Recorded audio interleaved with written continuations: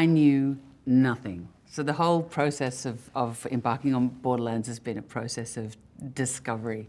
Of course, when Eli approached me, we worked together before and I loved the experience, and he said, would you ever? And I said, what is this? And then of course I went online and it just exploded. And I realized it was sort of the king or queen of the looter shooter games, which, as soon as I mentioned it to my older kids, they knew all about it, and their friends and friends who play games. And then I just went, okay, this has a huge audience. And I started to play, and I've got 2 left thumbs. And so I kept literally bashing into, sand hills and walls, but I found it so fun and irreverent and Bruegel-esque. So it's been a lot of fun actually for me, because it's been a standing start in terms of understanding what the world continues to be. So when playing Lilith, I talked to Morag and to Kerry Warren, who's doing the hair, and to Daniel Orlandi, who's designing the costumes. And obviously there's only one costume, so you've got to get it right. But there's 3 Borderlands. And so you have a bit of leeway. And also what works in a game won't necessarily work on a woman who's shooting a gun in beer tunnels. So how can we make that work physically so that you don't have to visually correct my costume? And so we came up with the idea that, that Lilith needs to look sort of blown apart. And so we worked with elements of that and tried to make it its own thing visually, but obviously taking on board the fact that Lilith is a character who people cosplay a lot. She's owned in that way and has been inhabited by thousands of women around the world before I have even inhabited her. It's such a sort of a band of misfits. And we were on set the other day, and Kevin and I were talking about it, and we had this, because I was saying, can't we have this moment where Roland and Lilith, who are sort of they come at odds, they're at odds with one another from the beginning. And I said, it would be great if we could find a way where they could physically come together out of necessity, fighting a common enemy. And we were talking about the different ways in which they fight. And that's really cool. I think that all of the characters, through the action, the way they're expressed in action is so different. They're visually so different. Their reasons for being there are so different. But they come together and form this strange, dysfunctional family, but not in a sentimental way that often happens in films like this. I think it's much more irreverent than that. But they all are very, very different. What is that smell? Piss wash gully. Ew! Put the window up. I don't want to! Roll the window up! Roll it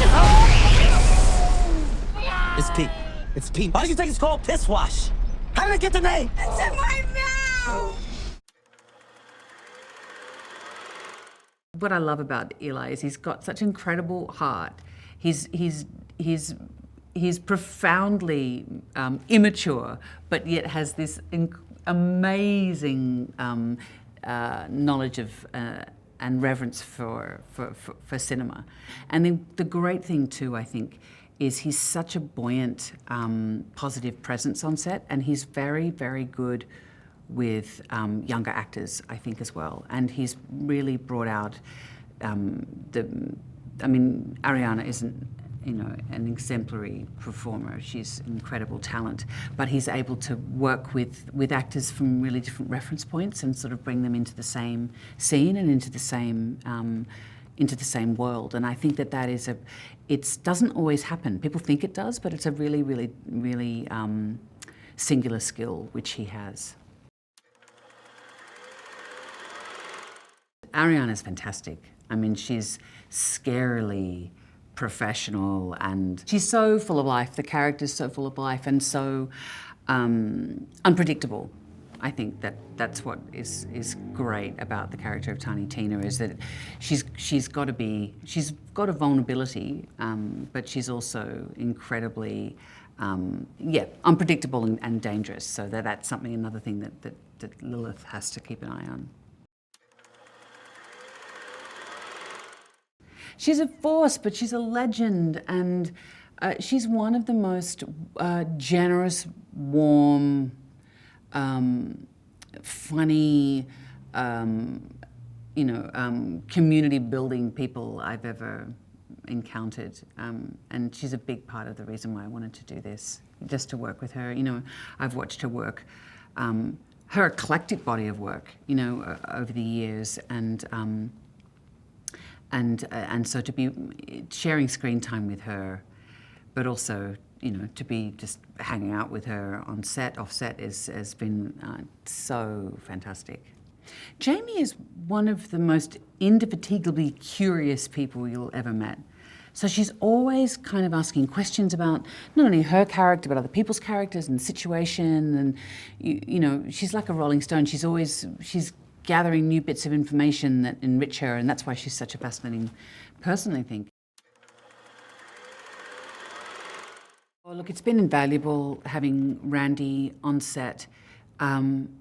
And having his okay with things. I mean, normally you get worried about, what does the studio think about this? Will I be happy? Is the director happy? How's it all looking?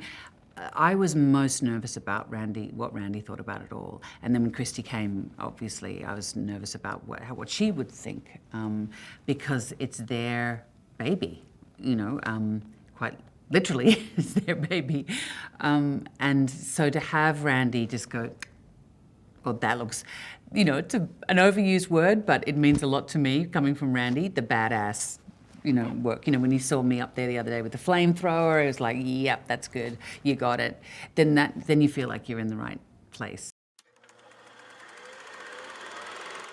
For people to gather in a cinema and go on this huge, exciting, visual, buoyant, fun ride, I think people will really, hopefully, embrace that experience. I am going to run to the cinema, and I, for one, am going to, relish that experience, to sit in the dark with strangers and go on a fun ride.